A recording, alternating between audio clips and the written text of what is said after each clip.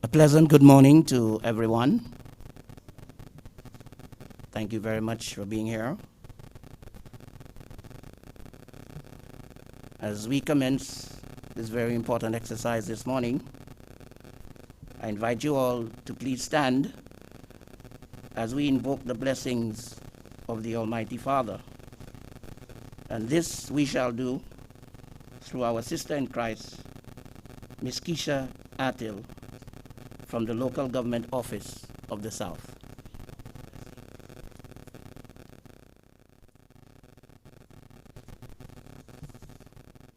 Shall we all bow our heads in prayer? Heavenly Father, we thank you for this special day. We thank you for all those gathered here today to witness this historic occasion. We bring to you the entire government of St. Lucia, in particular the staff of the Department of Housing and Local Government, who has worked tirelessly to make this day a reality. We bring to you the vulnerable persons all over the island, those persons who will benefit, Lord, those persons vocally and in the silence of their hearts who have been calling to you for help. Today is the dawn of a new day where we can provide relief to these persons. We thank you for the donors of this project and pray that this program will reach the lives of every resident in St. Lucia. We make this prayer in Jesus' name. Amen.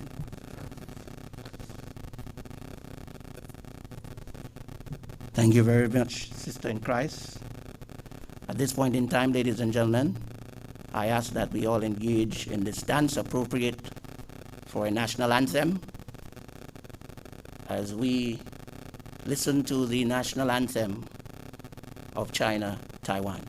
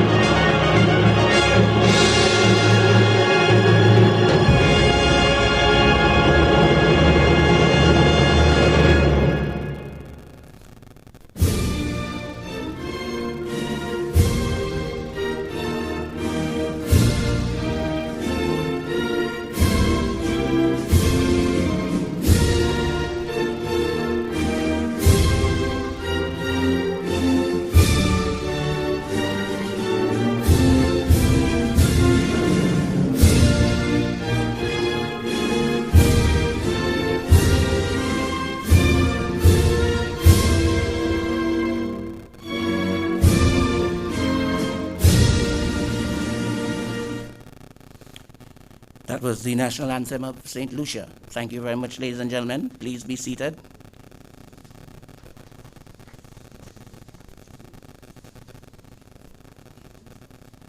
Just before I get into the official ceremony, I just would like to very quickly apologize for the quality of my voice. I have been in self-imposed isolation for the last 18 months. I've done no MC nor karaoke for that period of time. and so I am not sure what my voice actually sounds like to you at this point in time.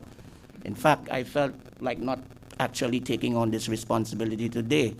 But since Honorable Frederick assured me that this was a process about repairs and rehabilitation, I figured my voice may very well be repaired and rehabilitated this morning as well. So, Honorable Philip J. Pierre, Prime Minister and Minister for Finance, Economic Development and Youth Economy. Honorable Richard Frederick, Minister for Housing and Local Government.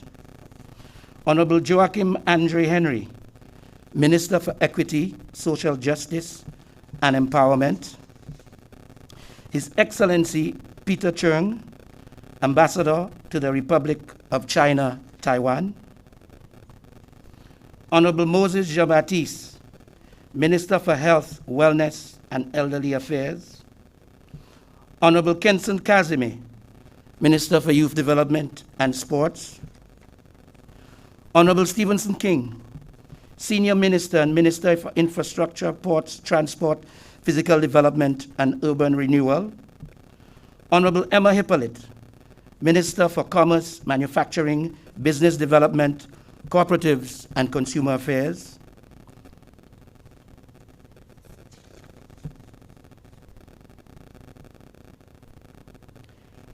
Permanent Secretary in the Ministry of External Affairs, International Trade, Civil Aviation and Diaspora Affairs, Mr. Gilliam Simon.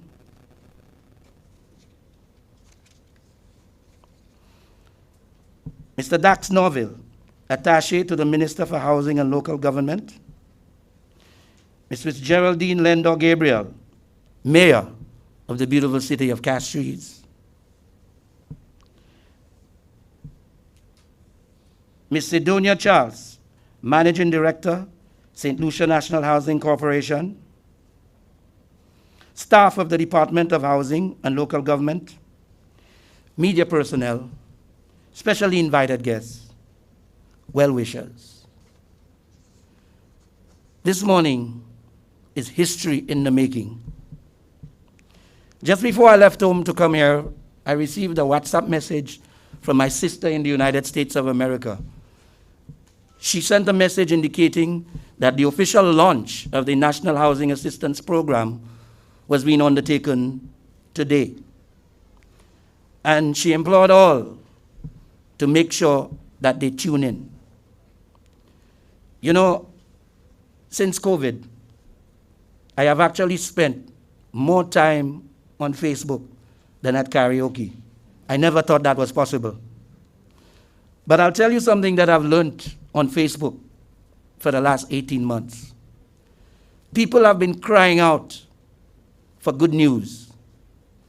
Every time I go onto Facebook, somebody makes the comment, is there anything good happening that we can see in the news on a daily basis?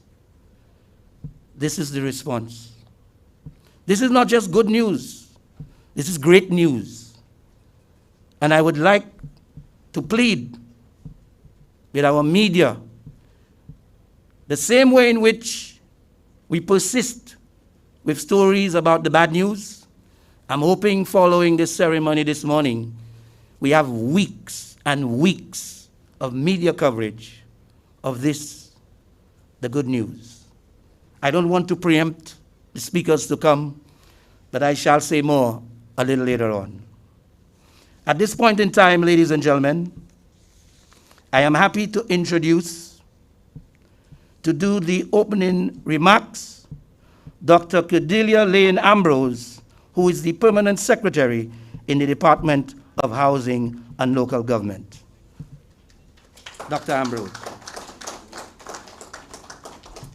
Thank you, Mr. Master of Ceremony. Prime Minister and Minister for Finance, Economic Development and Youth Economy, Honorable Philip J. Pierre. Minister for Housing and Local Government, Honorable Richard Frederick. Senior Minister and Minister with responsibility for infrastructure, ports, the Honorable Stephenson King. Minister with responsibility for health, wellness, and elderly affairs, Honorable Moses Jean-Baptiste. Minister for Youth and Sports, Honorable Kenson Kazime. Minister for Commerce, Manufacturing, Business Development, Cooperatives and Consumer Affairs, Honorable Emma Hippolyte. Permanent Secretary in the Department of Ministry of External Affairs, International Trade, Civil Aviation, and the Diaspora Affairs, Mr. Gilliam Simon.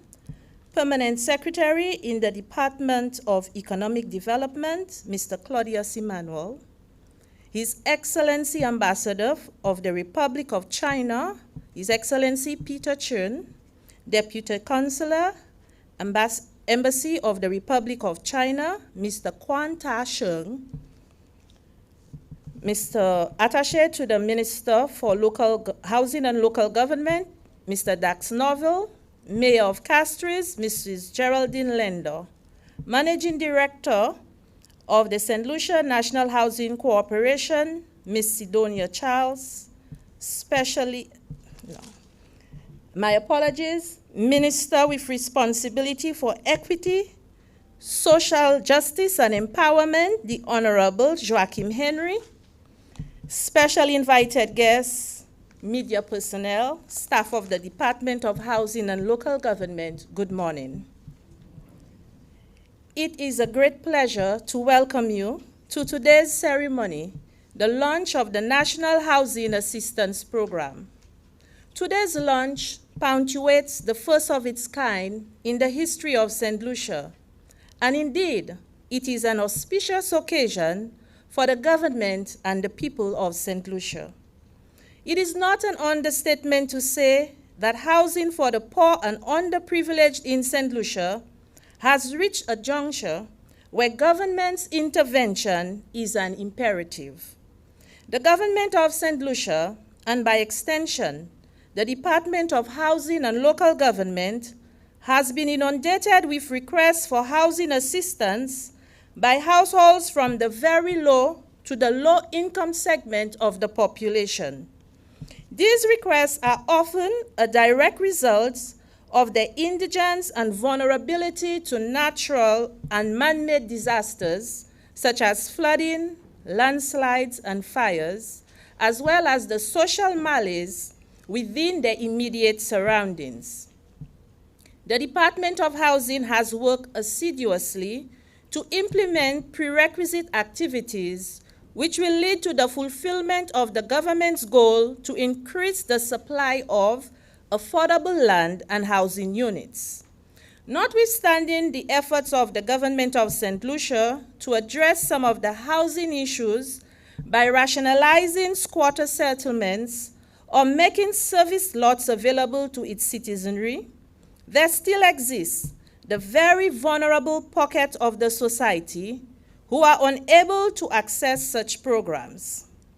Given the inability of such households to meet their basic everyday needs, these households have limited access to land or any form of physical capital and are therefore unable to adequately satisfy their core housing needs, as their income prohibits them from accessing traditional housing financing. Adequate housing is a basic human right shared by every man, woman, and child.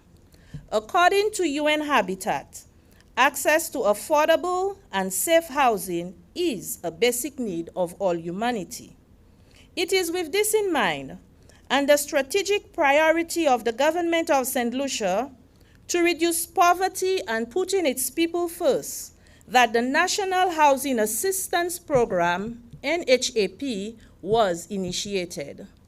The implementation of the NHAP will contribute to the fulfilling of the department's mandate of providing adequate, affordable, safe, and environmentally sustainable housing, which is consistent with an acceptable socio-cultural standard of living. However, this great initiative would never be a reality without the support of the government of the Republic of China, Taiwan. St. Lucia has been blessed. St. Lucia has been blessed to have forged such a special relationship with the government of the Republic of China, Taiwan, which has contributed immensely to improving the livelihoods of St. Lucians through the funding of several projects and programs across all communities throughout the country. This includes, but is not limited to, bolstering the agricultural sector, constructing, rehabilitating, and maintaining of infrastructural facilities. All these programs have significantly changed the lives of St. Lucians in a meaningful way, and so will the National Housing Assistance Program. The government of St. Lucia, through the Department of Housing and Local Government, and in collaboration with other critical agencies, will implement a National Housing Assistance Program to provide housing assistance to low and indigent households who are in dire need of satisfying their basic housing needs or to mitigate against their vulnerability to natural and man-made disasters. The activities under the NHAP are structured for implementation as follows: the identification and creation of an inventory of households with the most urgent housing needs, assessments and ranking of this in priority of urgency, designing of assistance packages most suited to the housing needs of identified households, disbursement of assistance packages in the form of technical assistance, building materials, and/or labor grants, monitoring and evaluating of the program. Thus, it is envisaged that through the NHAP initiative, some measure of relief, poverty reduction, empowerment, and overall enhancement to the socio-economic well-being of many across St. Lucia will be achieved. It would be remiss of me not to mention the Honorable Richard Frederick, Minister for Housing and Local Government, and the level of passion with which he has advocated for such programs that will uplift the living conditions of many households who are unable to provide for themselves. Ladies and gentlemen, it is with much pleasure that I, on behalf of the government of St. Lucia and the Department of Housing and Local Government, welcome you as we unveil the National Housing Assistance Program. Thank you.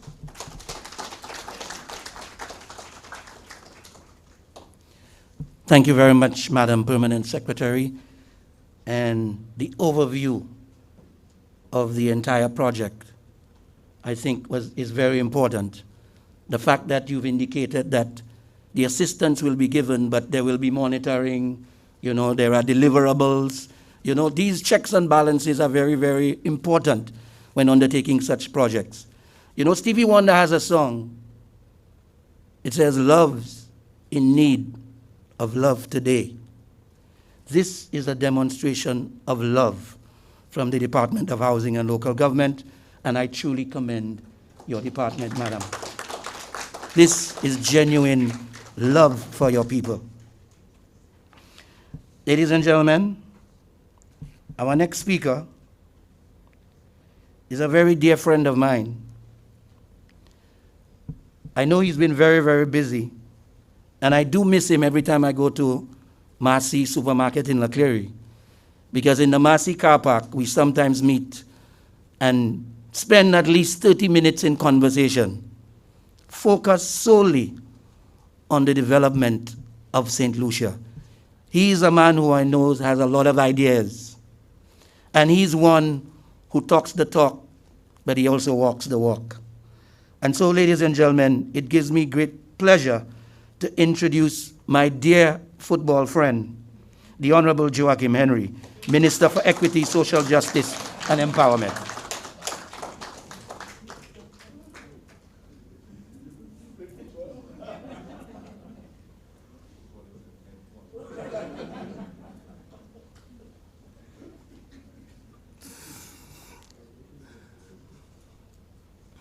Thank you very much, Mr. of Ceremonies and the great Isai Hall.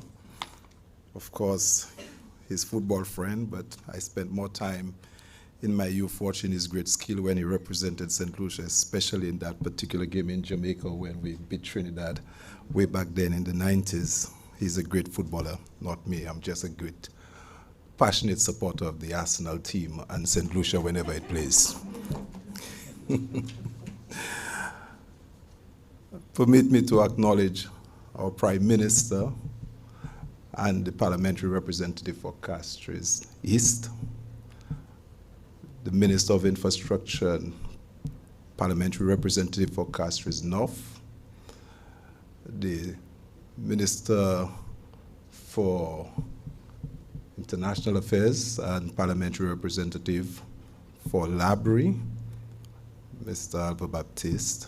In fact, I forgot to mention the Senior Minister, Honorable Stevenson King, also our parliamentary representative for Labrie, the Minister of Commerce, Soufre Fosechak, sorry, that's our distinguished Honorable Emma Hippolyte, and of course the Minister of Youth, our youngest among us, parliamentary representative for Grosley.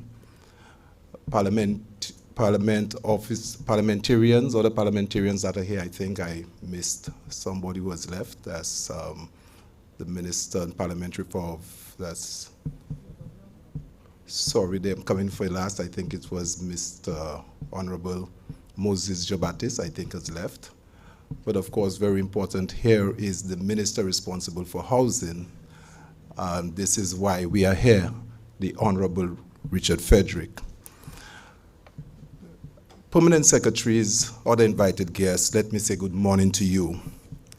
Of course, I've made this occasion mine, and of course, notice that I'm sharing at the head table with distinguished senior politicians. And one would have asked why not the senior minister or Moses Jobatis or the senior persons of the cabinet. But I will explain. One, I am pleased at this occasion, this very important occasion that has brought us here, and I feel honored as the minister responsible for matters relating to social development, and to share some brief thoughts at this gathering and to launch this very, very important initiative, the National Housing Assistance Program. From the onset, permit me to reflect out loud and to share my perspective on this particular program and how it aligns to the mandate of my ministry. The National Housing Assistance Program is an initiative which I believe is vital given its potential for meeting the basic needs of people, and one which I view as complementary to a number of ongoing initiatives spearheaded by my ministry for reforming and improving the social protection system to ensure greater inclusiveness and responsiveness. At a deeper level, I also see great synergies to be harnessed between this program and other social assistance programs in St. Lucia for impactful results that will contribute to poverty and vulnerability reduction and enhance our human capital and resilience. I therefore encourage collaboration and fruitful partnerships in the implementation of this program.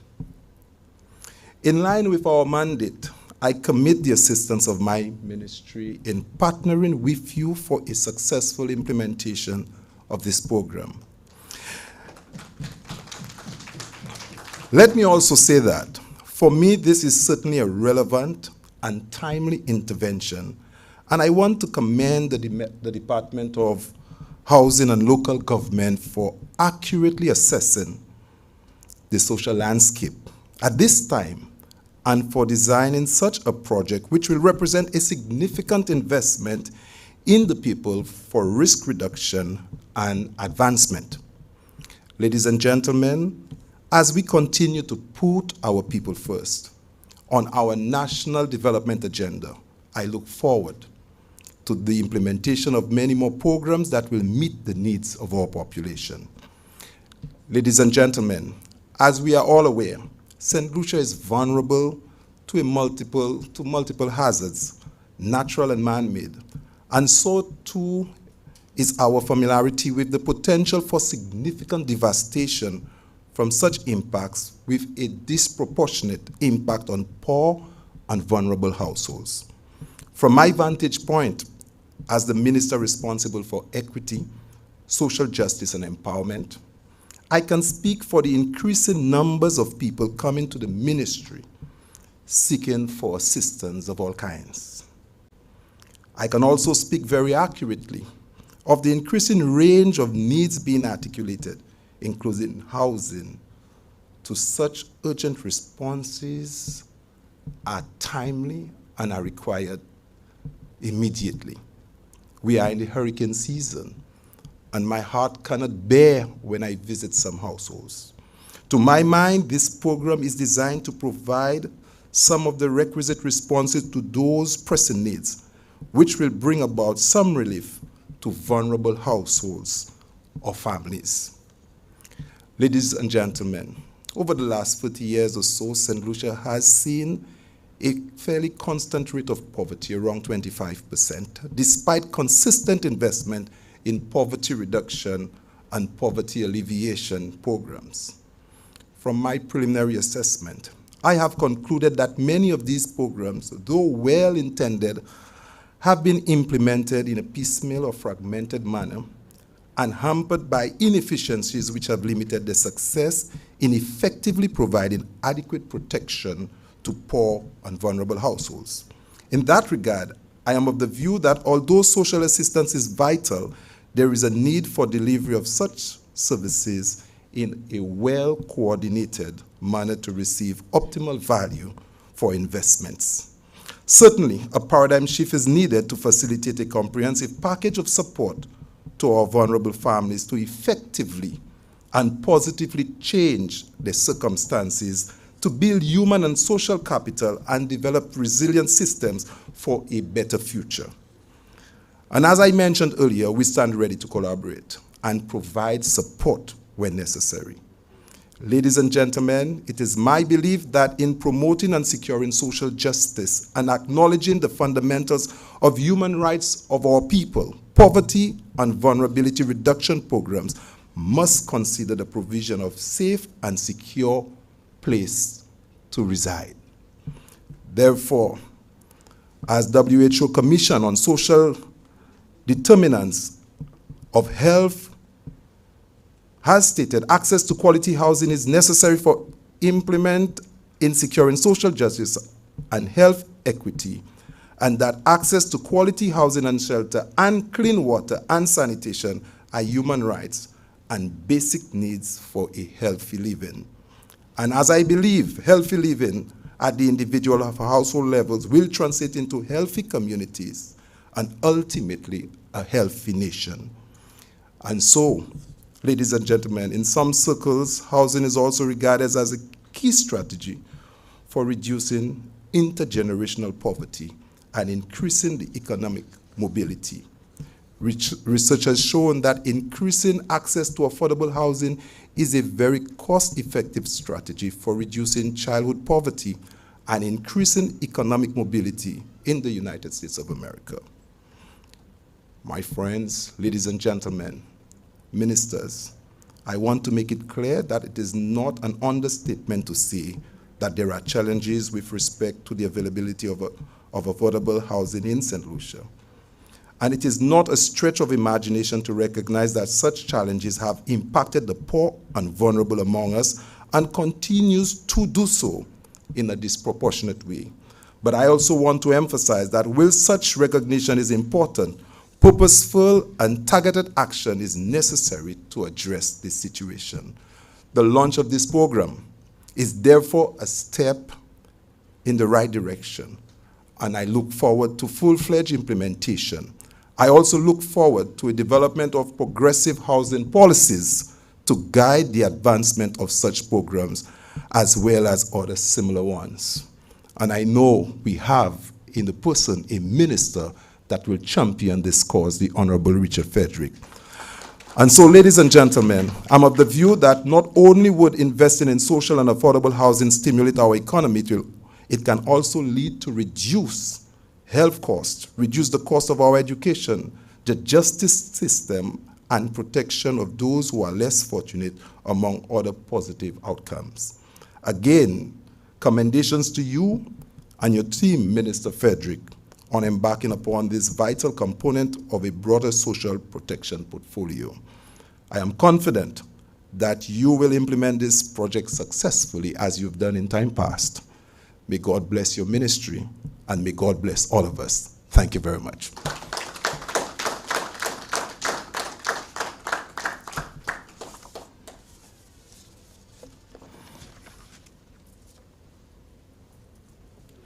Thank you very much, Honorable Minister. I really and truly appreciate your passionate and comprehensive endorsement of this initiative. You made mention of something which exists in our society today that is so extremely important, and that is prioritizing our basic needs. We seem to have had a shift with regards to what our priority needs are. And I conducted a very quick survey over the last week. I interviewed some persons from societal strata, and this is what I found out.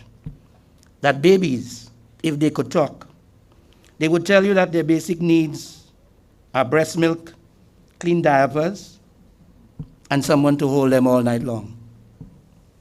If you spoke to infants, they would tell you that their basic needs include KFC cartoons and a good godmother to spoil them. And when we get to teenagers, it seems today their basic needs are a mobile phone, internet service, and a room for privacy. The average adult needs to understand that a house, a home, is a high priority. Shelter. We all grew up knowing that there were three critical basic needs: food, shelter, clothing. Of course, you know, Jimmy Fletcher would add, because of climate change, etc., that we need clean water and a clean environment. But housing is an important need. And the sense of appreciation people get from owning a home. There's a hormone called the happy hormone, dopamine. This gives you that feeling of happiness and joy. This is what people feel when they own a home. To put it, since we're in Creole heritage terms, in local terms, when a man gets a key to his home, first thing he says, say, "Mwekinom." It means a lot. So I'm happy that you mentioned that housing is indeed a priority. And I hope that our people, especially our young people, understand that this is so very necessary in terms of living a balanced and good standard of life. So thank you very much for your endorsement. It's a pity this assistance program cannot assist Arsenal in their current plight in the Barclays Premier League, but let me recognize, ladies and gentlemen, the Honorable Minister of Education, Sustainable Development, Innovation, Science, Technology, and Vocational Training. Good morning to you, sir. Also, let me extend Happy Teachers Week to you, because I know at heart you've told me personally that you always feel that you are still a teacher. I think the Honorable Moses Jabatis is also a teacher. So I extend Happy Teachers Week. Once a teacher, always a teacher. Ladies and gentlemen, at this time, I'd like to call on a true friend to St. Lucia. The government of China, Taiwan, has been a true friend. And so, ladies and gentlemen, to deliver remarks, I call on His Excellency Peter Chung, Ambassador to the Republic of China, Taiwan.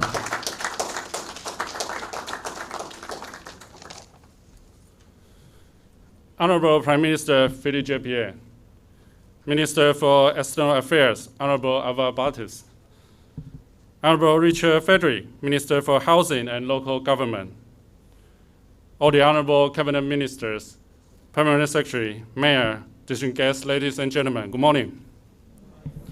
It's my honor and privilege to participate in today's launch of St. Lucia's National Housing Assistance Program. Adequate housing is one of the basic human rights enshrined in the Universal Declaration of Human Rights. As people say, home should be an anchor, a port in a storm, a refuge, a happy place in which to dwell, a place where we are loved and where we can love. I believe the Housing Assistance Program initiated by the government of St. Lucia under the leadership of Prime Minister Frederick will not only help provide many desperate families with decent shelters from the elements and natural disasters, but also an impetus to the social and economic rejuvenation of many communities. It will also help St. Lucia fulfill the United Nations Sustainable Development Goals, number 11, that is, to make cities and human settlements inclusive, safe, resilient, and sustainable.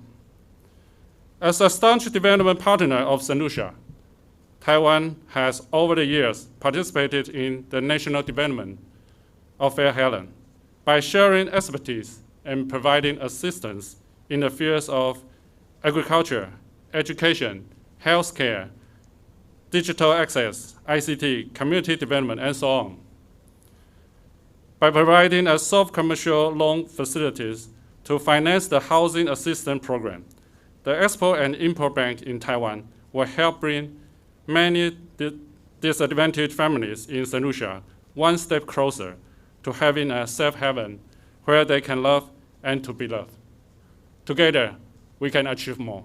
Thank you.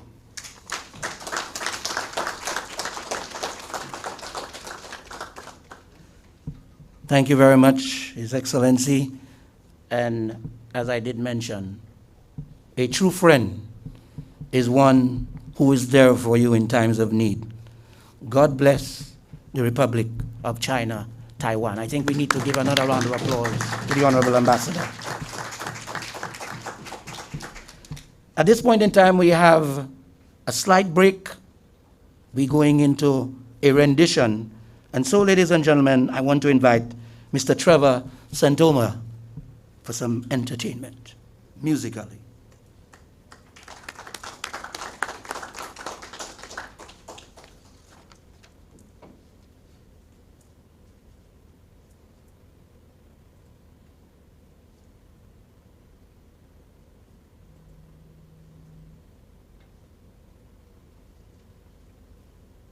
One, two, 1, 2, 2, 2.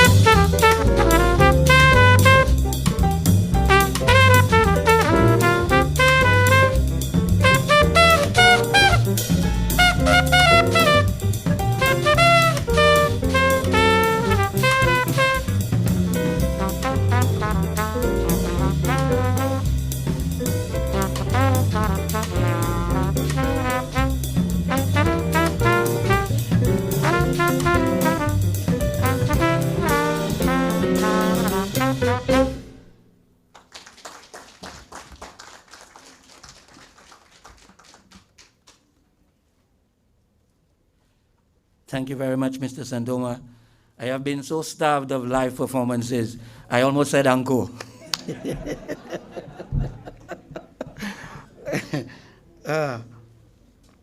Ladies and gentlemen, our next speaker is a gentleman who I have known for a while.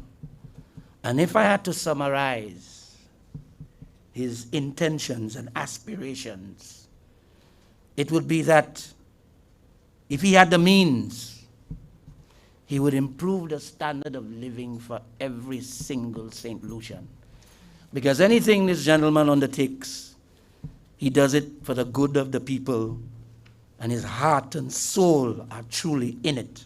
I can tell you that because I have worked with him on community projects and national projects. In fact, I remember the opening of Serenity Park. And up to today, every time I drive by, Serenity, that word stands out. You see people going there to get rid of their stress. You see how relaxed they are. It's like they're in a different world. All the problems seem to disappear. The concept of this facility was just brilliant. And it is no wonder that today his ministry is launching a national housing assistance program, the very first of its kind. Ladies and gentlemen, it gives me great pleasure to introduce the Honorable Richard Frederick, Minister for Housing and Local Government.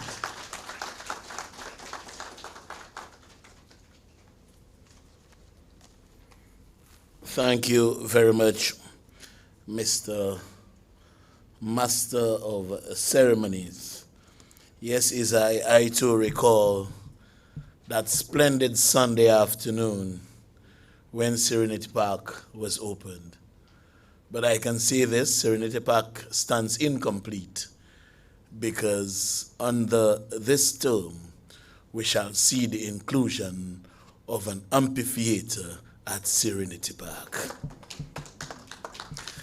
Let me acknowledge the presence of the Honorable Prime Minister, Honorable Philip J. Pierre, Senior Minister and Minister for Infrastructure, the Honorable Stevenson King, Minister for Education, Sustainable Development, Innovation, Science, Technology, and Vocational Training, the Honorable Sean Edward, the Minister for Youth Development and Sports, Kenson Kazimi, the Honorable Alva Baptiste, Minister for External Affairs, International Trade, Civil Aviation, and Diaspora Affairs, Minister of Commerce, Manufacturing, Business Development, Cooperatives, and Consumer Affairs, no other than Honorable Emma Hippolyte, the Honorable Virginia Albert Poyot, Minister for the Public Service, Home Affairs, Labor, and Gender Affairs, the Honorable Pauline Antoine Prosper, Parliamentary Secretary in the Ministry of Education, Sustainable Development, Innovation, Science and Technology, and Vocational Training, His Excellency Ambassador to the Republic of China, Taiwan, Mr. Peter Chung, Deputy Councillor Quan Ta Sheng, makes me feel like I'm speaking Taiwanese now,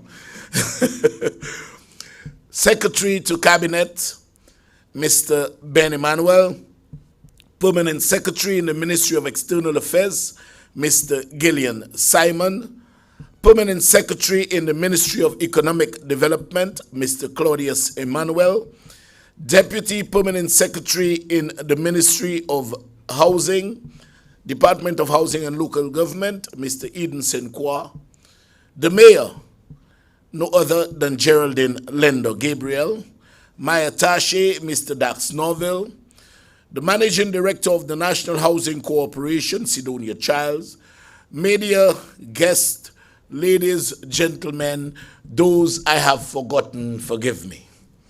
I bid you, a pleasant good morning. It is not often that an address such as this should begin by thanking anyone. However, the tremendous gratitude and appreciation that I have for those, as we say colloquially, who made it happen, needs immediate and utmost ventilation. When the wind of knowledge of such impactful project blew the way of the ministry, the anxiety, eagerness, and willingness to deliver were not only shared by me, but by those who worked with me within the housing ministry. My permanent secretary jumped on board, carrying with her 3 devoted persons in Cuthbert McDiarmid, Lauren Matthew, and Eric St. Jules. I need you to give them a round of applause. Thank you. They worked persistently, assiduously, and relentlessly for 2 consecutive weeks, inclusive of weekends. All they requested from Mr. Minister were passes for their vehicles as they worked overtime. They worked hard to bring this project to fruition. This was necessary as we needed to ensure that the government's concept paper, essentially the blueprint to execute the program, fell squarely within what was appreciated and approved by the lending agency, being the government of the Republic of China, Taiwan. They did what they were supposed to have done. And this press briefing today, to bring this humanitarian gesture closer to materialization, would not have been possible but for their hard work. I must say, these are the type of people that any member of the political directorate would wish to be surrounded by. They understand the deliverables. They understand the expectations of the people, and they understand the need to deliver in an expeditious manner without compromising and undermining the importance of transparency and accountability. I dare say that no member of the political directorate, who inherently and by virtue of his or her office is under tremendous political pressure to deliver, wants to be surrounded by those who stagnate, those who delay, those who procrastinate or flex authoritative muscle with an intent to frustrate the process. When they do so, they do not assist this government in what has become a renowned mantra, putting people first. Mr. Prime Minister, Ambassador, colleagues, ladies and gentlemen, I am indeed proud to be in government, in this government, one which is now breaking historical ground. Successive governments have embarked upon the regularization of unplanned development, have embarked upon the construction and selling of houses, but never before in the history of governance in this beautiful country of ours before has any government taken over $10 million and spend it to improve the living condition of the people of this country. It is meant for the poor, the indigent, and the vulnerable. This is the first of its kind. And I can assure you, with the cooperation of my cabinet colleagues, and more particularly, one individual sitting at the head table who goes by the Minister of Finance, this will not be the last project within this term. It will be, I cannot say of many, but it will be the first of a few to follow. The reality is, folks, we cannot do all the needy homes in one run. Hard times have knocked on the doors of many. This extremely difficult financial and economic environment does not discriminate. All of us have felt the impact of the prevalence of COVID-19, some more than others. It has spared no one. Sadly, those most affected are those who are already the poorer ones and those who are more vulnerable. In that regard, this program could have never reached their doorstep at a more opportune time. And as the old saying goes, a cry of distress is a summons for help. We as a government have heard the cries of our people, and we are responding in a positive manner to bring relief to them. This government is committed to the task of ensuring that access to affordable housing is a basic need of all its citizenry, but recognizes that interventions implemented in the past do not satisfy the housing woes of the poor and indigent. The importance of housing to man remains an unquestionable fact that housing is second to food. Approximately 20% of St. Lucia's population live in deplorable conditions where people suffer from one or more of the following basic deficiencies in their housing: lack of access to improved sewage facilities, not even an outhouse, access to pipe-borne water, living in overcrowded conditions, living in buildings that are structurally unsound and inhumane, thereby increasing their vulnerability to natural disasters. This is manifested and compounded by the proliferation of unplanned settlements. Over the years, the government of St. Lucia has been inundated with requests for housing assistance by households throughout the island. The 2010 housing population census indicates that 49% of the housing stock in St. Lucia was more than 20 years old. 11 years later, and with the very limited housing intervention by the state, there is a significant deterioration in the house stock, especially the housing of the poor and indigent. In an attempt to address some of the housing deficiencies of the poor and indigent, and in keeping with the strategic priority of the government of St. Lucia to reduce poverty as outlined in the 2021 manifesto, Putting People First, this program was initiated. The government, through the Department of Housing and Local Government, and in collaboration with other agencies, will implement a structured framework to provide assistance to low-income and indigent households who are in dire need of satisfying their basic housing needs or mitigate against their vulnerability to natural and man-made disasters. This program will have a national impact as households throughout the length and breadth of St. Lucia will benefit.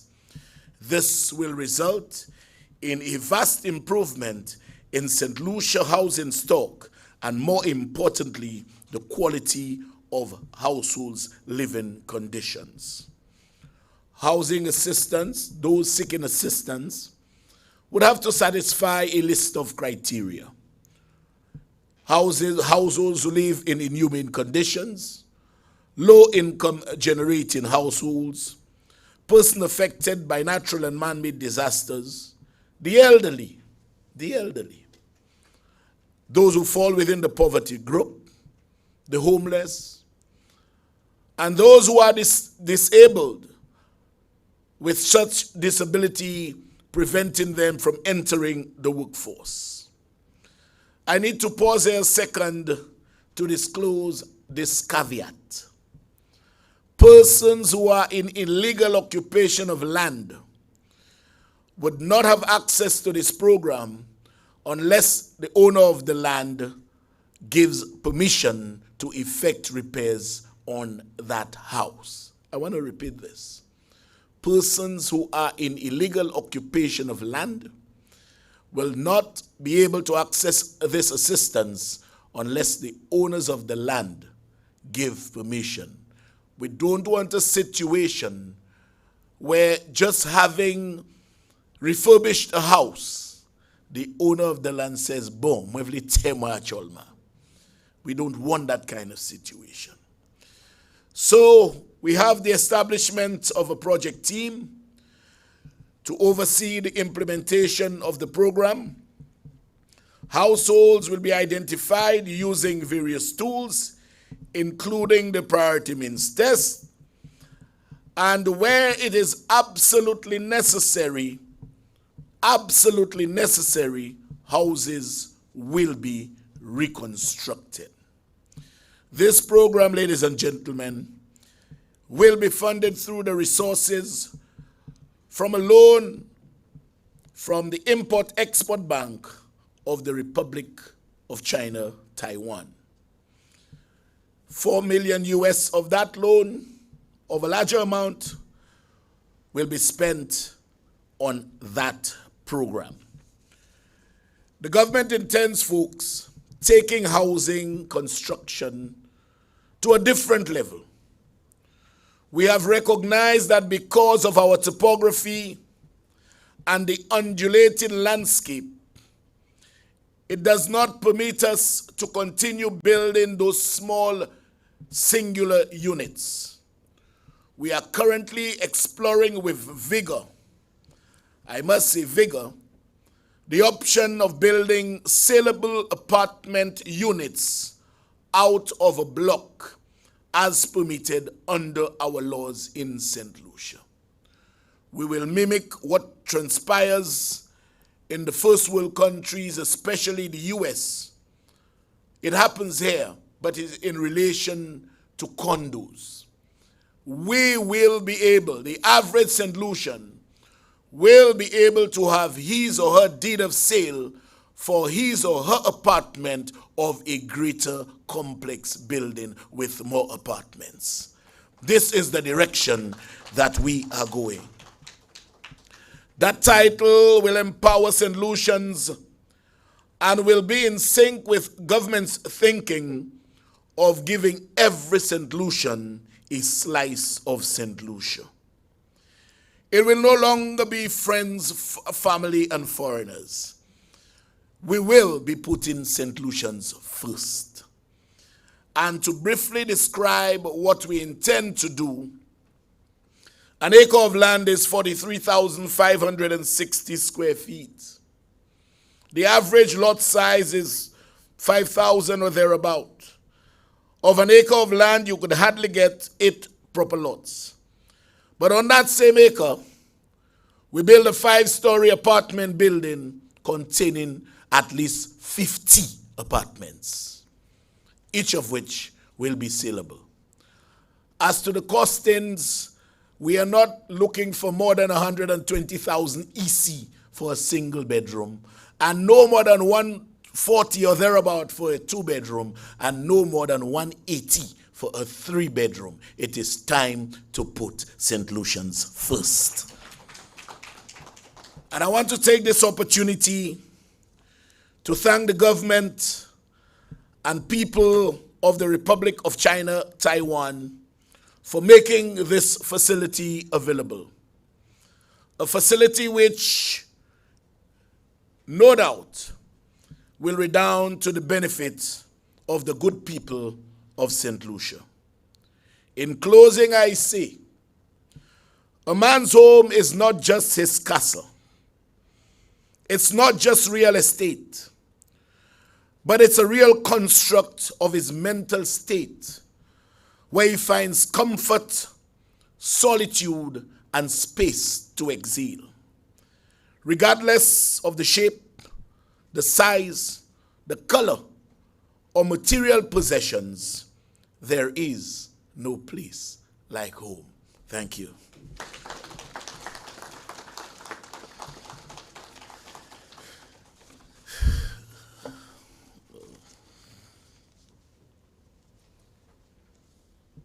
Thank you very much, Honorable Minister. We all heard the passion, we all heard the drive, and we all heard that very important phrase, home is where the heart is. In fact, it is said that the feet leave home and wander, but the heart never leaves. And go back to a neighborhood where you lived 20 years ago. If that same house is right there, just looking at it, that feeling of nostalgia, you actually become the person you once were when you lived there. That's the impact of housing on people. So, Mr. Minister, great initiative, and I also like the way you secured a few other projects, because I saw a smile on the Prime Minister's face.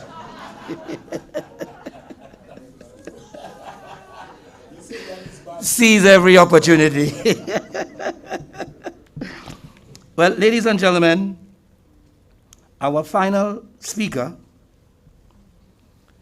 is a person who I have a personal message for from my brother Macefield.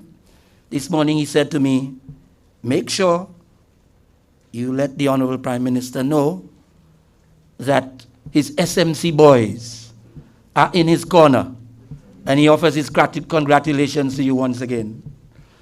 I had to relay that because he's my older brother. Ladies and gentlemen, putting people first. Some people make that out to be such a difficult task.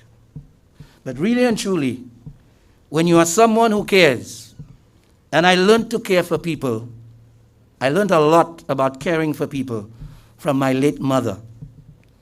I tell people we had an extended family like you won't believe.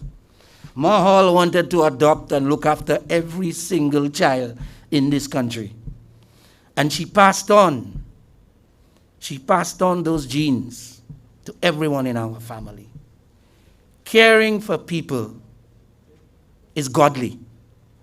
And you know, we have become a people so obsessed with selfishness. I want to say it plain. We have become a very selfish people. There are people who have the means to help their neighbors, but choose not to. I am happy that this current administration is putting people first. And so, ladies and gentlemen, it gives me great pleasure to introduce our Honorable Prime Minister, the Honorable Philip J. Pierre, Minister for Finance, Economic Affairs, and the Youth Economy. Honorable Philip J. Pierre.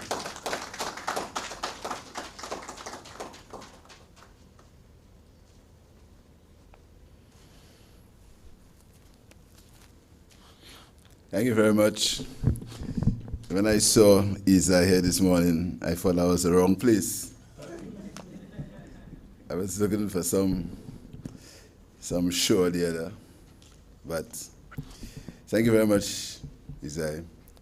Let me recognize the Senior Minister, Stevenson King, the Minister of External Affairs, Honorable Alva Baptiste, the Minister of Youth Development and Sports, the Honorable Kenson Casimir, the Minister for Home Affairs, Dr. Virginia Potts, Minister of Commerce, Ms. Emma Hippolyte, Parliamentary Secretary in the Ministry of Education, Dr. Prosper, Permanent Secretaries, Cabinet Secretary, other members of the head table, including the Ambassador Chen and the Permanent Secretary in the Ministry of Housing. Good morning. This is the first public speech I'll be giving, and it's not going to be a speech, it's going to be remarks.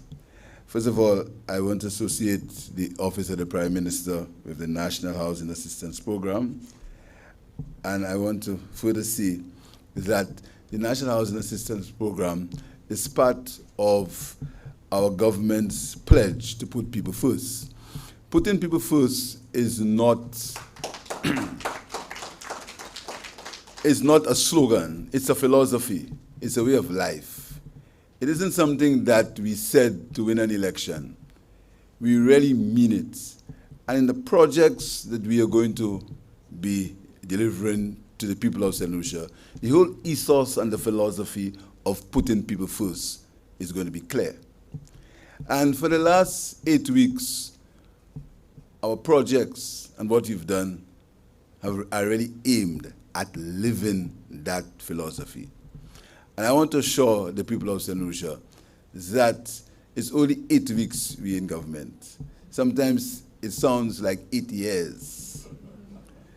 It really is only 8 weeks. Really, it happened on the 26th of July, 8 weeks away. And what we've done and what we are going to do signifies what we feel from the depth of our hearts, putting people first. People really matter. And whereas we have to ensure that the economy of the country in terms of the ratios and the numbers, because that is the world we live in, that the economy looks good, we have to ensure that the infrastructure is okay, but the depth of our policies are going to be putting people first. And people means everyone. We're going to include everyone. The elections are over. Some people are not happy, that's expected. But the elections are over, and right now, this government is going to do what we pledged to do for the people of St. Lucia, that is to put them first. So I want to invite everyone.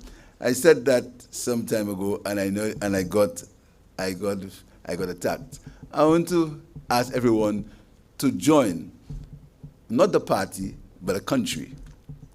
Join us in this big umbrella to do better for the people of St. Lucia. And what have we done so far? What have we done so far? And remember, it's 8 weeks. What have we done so far? We're launching the National Housing Assistance Program, and I want to thank the government and people of the Republic of China on Taiwan, and through the Ambassador, Mr. Chen. Thank you very much, Ambassador, and convey to your President our. What have we done? We are launching that program, $10 million. And I can tell you that the initial thinking of that program was not to see about housing for indigenous and poor people. That is a fact. It was meant to do other things that are important, but it was not meant for that program. It took the cabinet, through the minister, to convince the Taiwanese and the other officials that a more immediate need was to repair the houses of people in this country.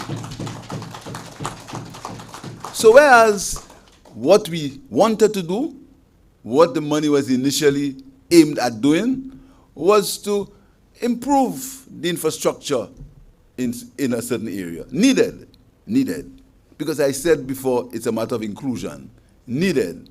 But we sought the immediate needs were the poor and the underprivileged and the indigent. And yesterday I was speaking to a delegation from the World Bank, and I said to them, if you live in St. Lucia, you will see affluence. You go up north, there are lovely houses. When my friends come and I take them up north, because I don't live up north, I take them up north, they are amazed. What a beautiful country. You guys are doing well. And I'm happy. Of course, they're nice houses. But you have to go where people live. You have to take a few steps out of Castries. Just a few seconds out of Castries, behind my office. And you see where some people live. That is reality. And that program is not going to erase all the housing issues in the country. It can't. It's only $10 million. So it's not going to, I mean, we're not going to fix every house. We can't. And if anybody's expecting that, that's not going to happen. But as we're going to take one small step to improve the houses of a few people in this country, and I support and I applaud this venture. But I want to warn the Minister of Housing that the resources are limited. And when he said so, I had a look at the Minister of Sports, and he was telling me that the playing fields and the Mindufida Park needs to be improved, and the stadium. So the resources are limited. But what have we done so far? This is the housing project. We have ensured, and I want to take that mention, even the senior minister might think I'm staying his fund, I'm not. We are in this thing together, in all a matter of the blue wave. And we have discussed and got the approval of Flow to initiate what is called the Home Communications Relief Bundle, which will provide relief to 5,000 households that will pay $20 a month with no installation costs, and they will receive the following package from Flow: broadband, 1 modem, a fixed line to include 100 local Flow fixed minutes, and 10 TV programs, religious and other channels, and they will get a box.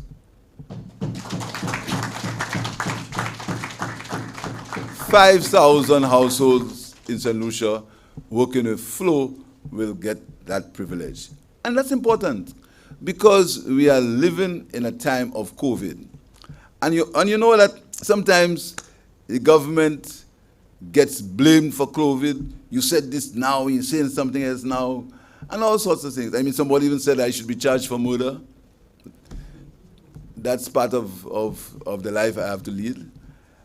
But the COVID situation, no one has found the answer or the solution to the COVID pandemic.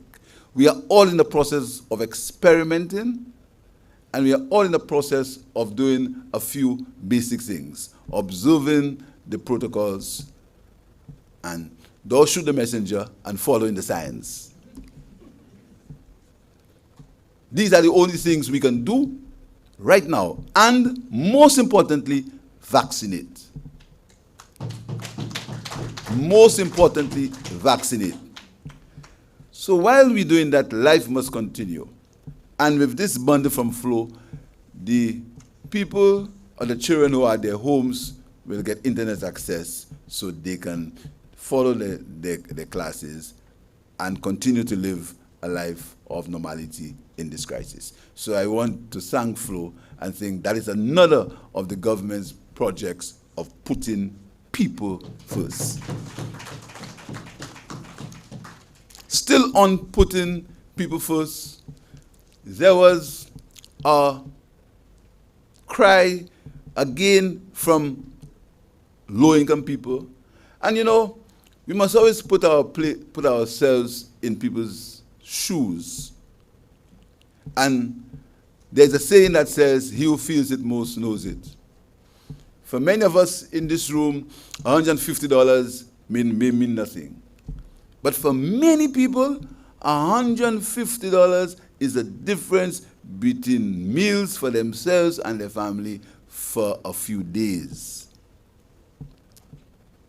Difficult to understand, but real. $150 may be a lot, is a lot for them. So what did we do?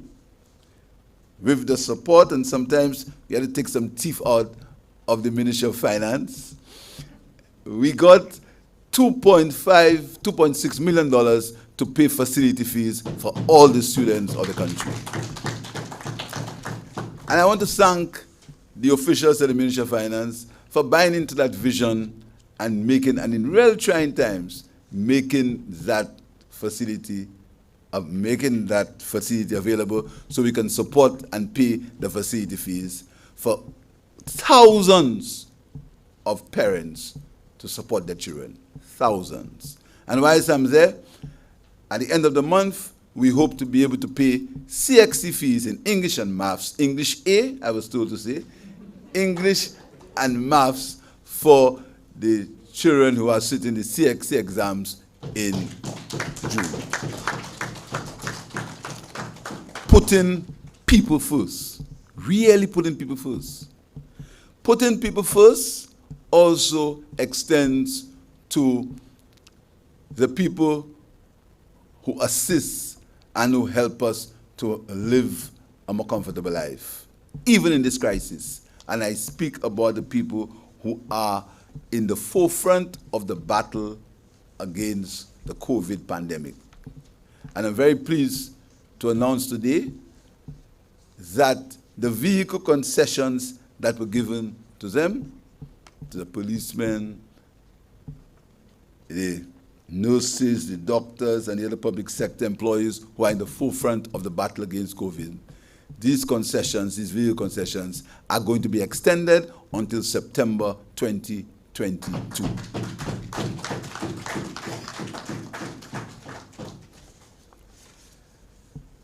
Again, another of our projects. And within the constraints of the financial situation, and I must tell you, it's tough. The financial situation is challenging, but with understanding, we are going to come through it. It's challenging, but we are going to come through it.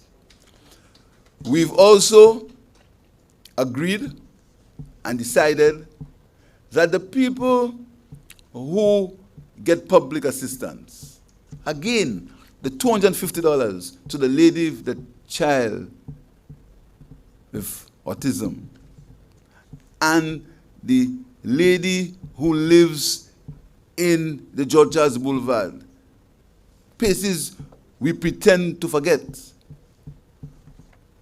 The $250 that they get every month. I've asked the officials of the Ministry of Finance that when the civil servants get their salaries, please ensure that these people get their $250 together with the civil servants. Because we need it to pay our mortgages. We need it to pay our car loans, but they need it to eat. And we have to understand that a country cannot develop if one sector of the society is going up by leaps and bounds and another sector is going down, down, down. So with the cooperation, the assistance of the officials of the Ministry of Finance, we are going to make that happen. We are going to make it happen. We have to ensure that these people, because it's $200, you know, it's $300 or $350. It's money that we spend, but for them, that's all they have for them for the month, and that's all they have to feed themselves. Healthcare. We understand the COVID crisis, and we applaud and we thank the nurses and the doctors and the first responders and those who are involved in that struggle. This afternoon at 2:30, we're going to be at Victoria Hospital to assist the nurses, because we're trying to give them some more support, some more personnel to help them in the fight against COVID, to deal with the loneliness of people in isolation. And the other crisis, lock the country, lock the country, lock the country. Of course, we have to consider these things. But I want to tell you that the mental and the psychological stress of isolation, we must always put ourselves in other people's shoes to know what someone feels when they are in isolation. So this afternoon, we're going to be going up to Victoria Hospital to see if we can make life a little better for these people. But very soon, we're going to make a major announcement on St. Jude. Because we cannot allow people to undergo what's happening at the stadium. It is a cry, it's a cry against the basic humanity to allow people to go through their illness at what's happening at St. Jude. So this government will leave no stone unturned to improve the condition at St. Jude and to allow these people a better quality of care. And again, I want to thank the doctors and the nurses and the people who are working at the St. Jude Hospital. You must have heard in my titles, the youth economy. And some young people are asking, what's happening to the youth economy? Coming soon, very soon, we'll be having making our first statement and our first project under the youth economy will be very soon, I can assure you, before the end of the year. But having said all that, I want to tell the officials that we demand transparency and accountability in the execution of that project. We need full accountancy and transparency. And this government is going to ensure that there is transparency and accountability in everything that we do and everything that was done. We are not involved and we will not be involved in any witch hunt. We're not going after anybody we don't intend to make anybody cry. What we want is an account of what transpired before to ensure that it doesn't happen again. And we are going to leave no stone unturned within the resources that are available to us to ensure that there's transparency now. And we've taken a few positions that many people may not know. We've said that anybody who is on a statutory board of the government cannot be involved in any activity involving that statutory board. Anybody. So if you're in the business of accounting, you cannot be in a statutory board that deals with these things. Because we have to lead by example. And the example must come from the statutory boards of the government. So we will limit or we'll try to avoid all conflicts of interest. You cannot be on a government board because you want to have connections to organize yourself. Not under my watch. And I've led by example in my management consultancy business that I've had from the year 1991. I have relieved myself from any activity that relates to that business. I am no longer in management consultancy practice. I've relieved myself officially, and it's going to be a document lodged in the registry to take myself away from it so I can not be involved in any management consultancy business, so that there can be no conflict of interest where I'm involved. And all my ministers will have to ensure that there is no conflict of interest in the activities. There must be transparency and there must be full accountability, because we are in this business not for all the time. I'm not going to be Prime Minister forever. No one has to remind me. Just 15 years. So, but when I leave, I want to leave with my head high, knowing that I've done my best for the people of St. Lucia without rank or pity. So I want to again to thank the government of Taiwan and to say that tell the Minister of Housing, the Minister of Housing, that initiative is welcome. I want him to ensure that, as I said, there's transparency and there's accountability. And I also want him to understand that we are very pleased with the vigor and the vitality in which he has approached his work. But sometimes he must exercise temperance, because resources are limited and he must not put the Minister of Finance under undue pressure. And Isai Hall, don't want you to have any jokes about me.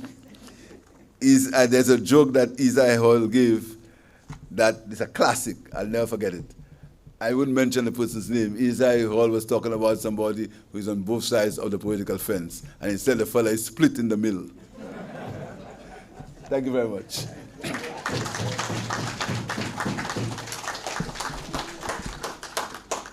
Thank you very much, Honorable Prime Minister.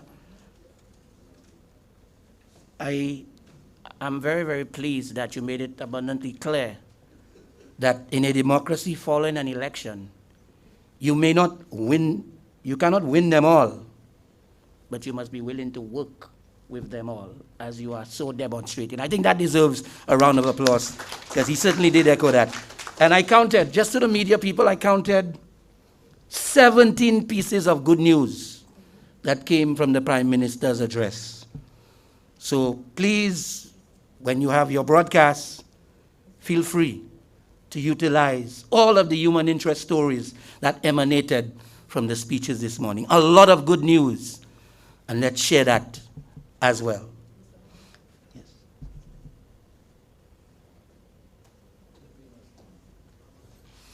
Ladies and gentlemen, at this time, I'd like you to please stand for the departure of the Honorable Prime Minister.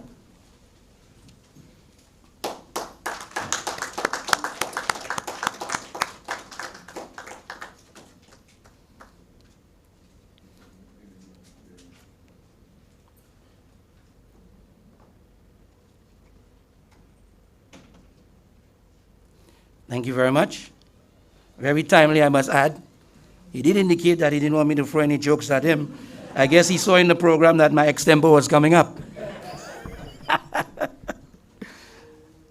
Ladies and gentlemen, I hastily, where is it now? I hastily put together, hold on a second. Somebody went with my papers.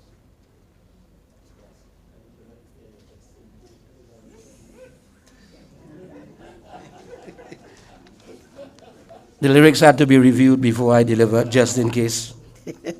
But this morning at about 4:25, I thought that rather than do what I normally do, which is just spontaneous and so on, I wanted to deliver a very specific message through this performance. So I scripted something very quickly, which I'm going to present to you now. And not wanting to be outdone by the trumpeter who had his backing track, I do have my backing track.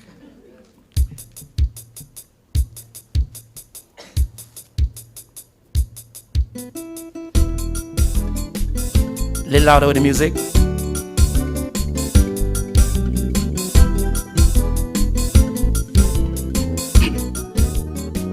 If you put in people first, a priority is to make sure that they are housed properly.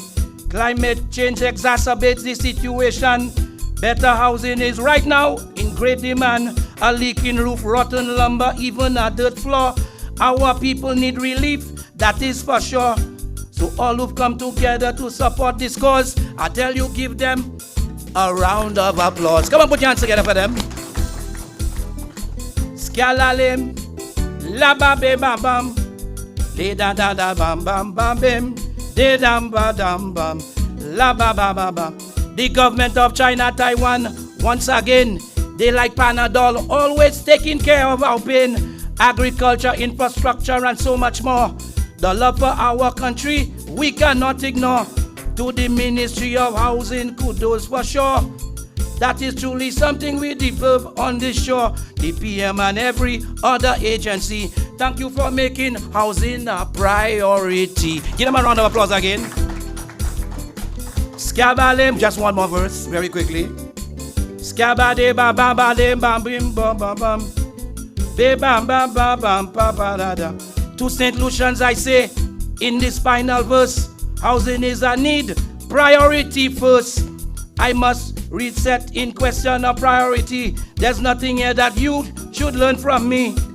But I'm telling you, I must tell you at all, don't try and make this thing political. We doing repairs, we not upgrading. Don't call the ministry and ask for air conditioning. Thank you so much, ladies and gentlemen. Take it down, maestro. Yeah? Say that again. Encore, all right. One more verse. One final verse. Yeah. Give me, just run the track for me. One more verse. One final verse. Yeah, well, this one is strictly the real extempo thing now. Scam and boom, bam, boom. Right. And bring up the music a little.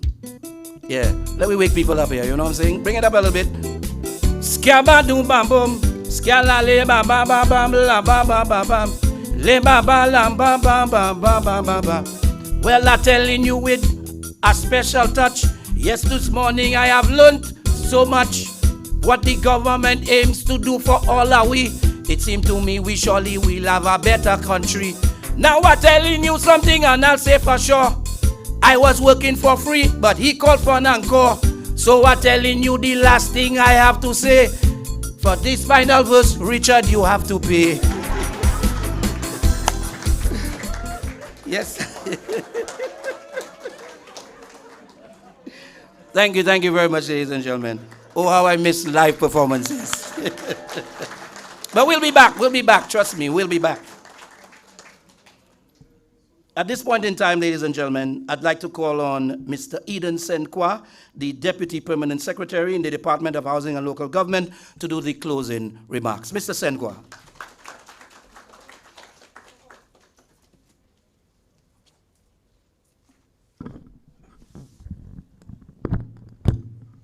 Thank you very much, Mr. Master of Ceremonies.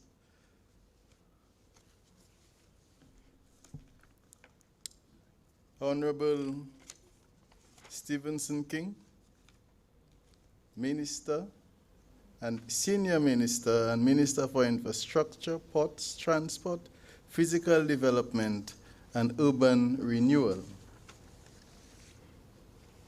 Honorable Richard Frederick, Minister for Housing and Local Government. Honorable Moses Jabatis, Minister for Health, Wellness, and Elderly Affairs. Honorable Alva Romanus Baptist, Minister for External Affairs, International Trade, Civil Aviation, and Diaspora Affairs. Honorable Emma Hippolyte, Minister for Commerce, Manufacturing, Business Development, Cooperatives and Consumer Affairs. Honorable Virginia Albert Poyot, Minister for Public Service, Home Affairs, Labor and Gender Relations. Honorable Albert Prosper,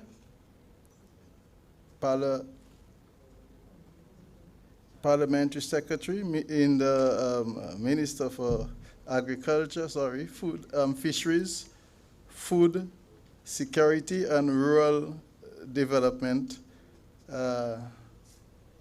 Honorable Dr. Pauline Antoine, Parliamentary Secretary in the Ministry of Education, Sustainable Development, Innovation, Science, Technology, and Vocational Training. Honorable,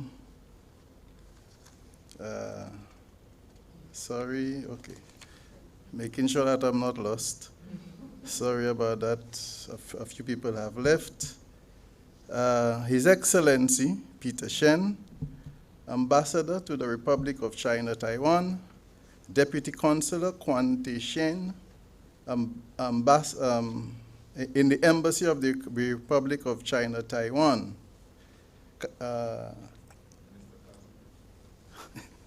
Honorable Kenson Kazimi, Minister of Youth Development and Sports, Permanent Secretary Claudius Emmanuel in the Ministry of Economic Development, Permanent Secretary Guillaume Simon in the Ministry of International Trade, Civil Aviation, and the Diaspora. Sorry if I missed out anybody. Sorry for that. Thank you, everybody, for being here this morning. It is going to be remiss of me if I were not to express that so many people before me have expressed thanks to the Republic of China, Taiwan, but gratitude is infinite. And so I'm charged with the responsibility this morning to again give thanks to everybody and everything that has happened today. As you have heard from the previous speakers, housing remains a basic need for every country, and St. Lucia is no exception. The government of St. Lucia has for several years been inundated with requests for housing assistance by many of its citizenry, especially the low-income earners. Given the challenges faced by small island developing states like St. Lucia, and the vulnerability of its people to adequately meet their basic needs, such as food, clothing, and shelter, it is imperative that government undertake programs to satisfy and mitigate those challenges. As such, the implementation of a national housing assistance program as a means of providing assistance to low-income and indigent households to satisfy the basic housing needs and improve the quality of life for those families is indeed a step in the right direction. Not only is it important, but it is timely. At this time, we are faced with a COVID-19 pandemic. It is even more critical that every family and individual has a roof over their head, one that is comfortable, safe, and environmentally sustainable. The generosity of the government and the Republic of China, Taiwan, to provide funding to the tune of $4 million to facilitate this worthwhile program is much appreciated and most welcome.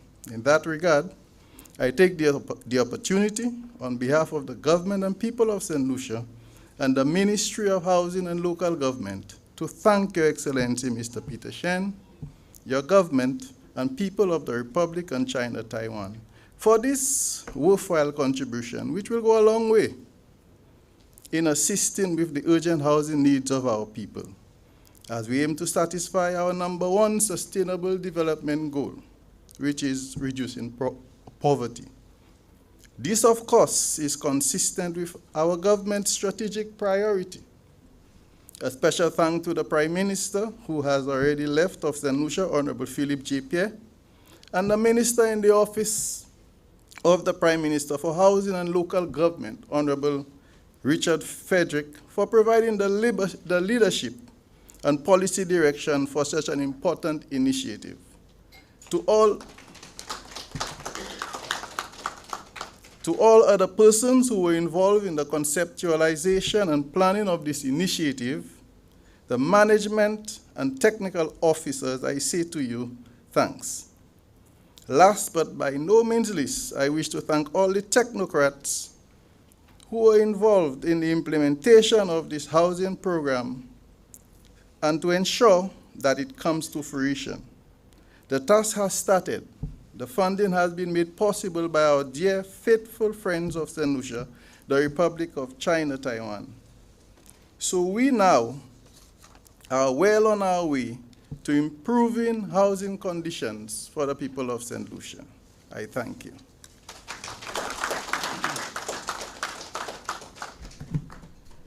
Thank you very much, Mr. Senkwa. Ladies and gentlemen, at this time, we are fast approaching the finale of this morning's launch of the National Housing Assistance Program. We will be asking all permanent secretaries and ministers to please remain to pose for some photos. And there will be refreshments after, which I wasn't aware of, but now I know. But I just want to say that I want to thank the Honorable Richard Frederick, the Minister of Housing, the Permanent Secretary, and all the staff of the Department of Housing who placed their trust in me to be the Master of Ceremonies here this morning. Thank you very much. And to show you how energized I am, and ready I am for the commencement of this project. Media people, make sure you get this. This is a demonstration of my endorsement for this project.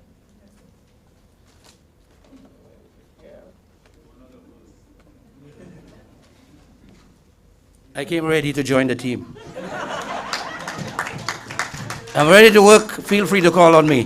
Thank you very much, ladies and gentlemen. Do enjoy the rest of your day. Media people, I hope you all got that hammer here. Okay, you can see that. Yes. All right, Madam PS, thank you very much.